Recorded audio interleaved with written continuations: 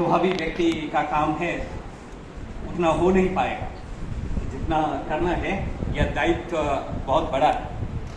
लेकिन आज आपने देखा कि अद्भुत वक्तव्य था और किस तरह से पिन ड्रॉप साइलेंस था। तो आप देखेंगे कि किस तरह से अपनी बातों को, अपने विचारों को आप कहाँ रख सकते हैं। यह आपके लिए ट्रेनिंग का पीरियड था, जो प्रशिक्षण दिया जा रहा था कि किसी भी मंच पर जाकर जीवन के किसी भी संग्राम में, किसी भी मुकाम पर आप कैसे अपनी बातों को, अपने विचारों को प्रस्तुत करेंगे। यह प्रस्तुतिकरण अद्भुत था और अद्वितीय था। इसके लिए मैं सर के प्रति आभार प्रकट करता हूं और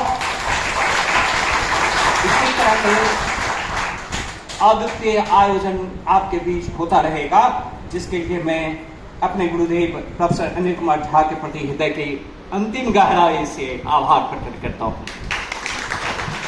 आपने देखा कि पूरी दुनिया में दो तरह के लक्षण दिखाई पड़ते हैं। एक लक्षण है डोमिनेंट डिपेंडेंट सिंड्रोम। सिंड्रोम कहते हैं लक्षण। डोमिनेंट डिपेंडेंट सिंड्रोम, किसी का वर्चस्व है, कोई अधीनस्थ है, किसी का वर्चस्व है, तो डोमिनेंट है और डिपेंडेंट है। कुछ राष्ट्र डोमिनेंट है और कुछ राष्ट्र डिपेंडेंट है। यह जो डोमिनेंट डिपेंडेंट सिंड्रोम है, उस पर विचार करने की जरूरत है। और इसका कारण यह है कि लेवल ऑफ इंडस्ट्रियलाइजेशन क्या है। दूसरी बात है कि मोड ऑफ प्रोडक्शन क्या है, कितना प्रोडक्शन करता है। दुनिया के पूरे अर्थशास्त्री आपसे चर्चा होती रही कई बार, केवल मैक्सिमाइजेशन ऑफ प्रोडक्शन पर है। और जब मैक्सिमाइजेशन ऑफ प्रोडक्शन होता है तो डिस्ट्रीब्यूशन पर ध्यान नहीं जाता रहता है। पूरा का पूरा बाजार और बाजारवाद गुड्स से फ्लडेड है, सामान से भरा पड़ा है बाजार, खरीदारों की कमी है। और परचेजिंग कैपेसिटी नहीं होगा तो आगे इंडस्ट्रियलाइजेशन भी नहीं होगा। दूसरी बात, एक और विचारणीय बिंदु है कि जिस तरह से डेवलपमेंट का डायरेक्शन है वह क्वेश्चनेबल है। और डायरेक्शन क्या है? आपने कहा कि पहाड़ों पर विकास हुआ, पहाड़ों पर आप शहर बसाना चाहते हो तो उत्तराखंड में बाढ़ की तबाही आती है, हिमाचल प्रदेश बहता हुआ नजर आता है। इसलिए विकास की दिशा पर विचार करने की जरूरत है। डायरेक्शन ऑफ डेवलपमेंट पर बुद्धिजीवियों को और नीति नियंता को सोचने की जरूरत है। और इसी वजह से G20 पे चर्चा चलती है। इसी वजह से नॉर्थ साउथ डायलॉग होता है।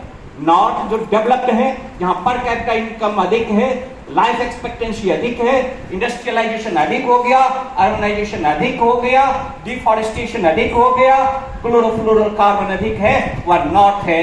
इसीलिए नॉर्थ और साउथ में डायलॉग की जरूरत है।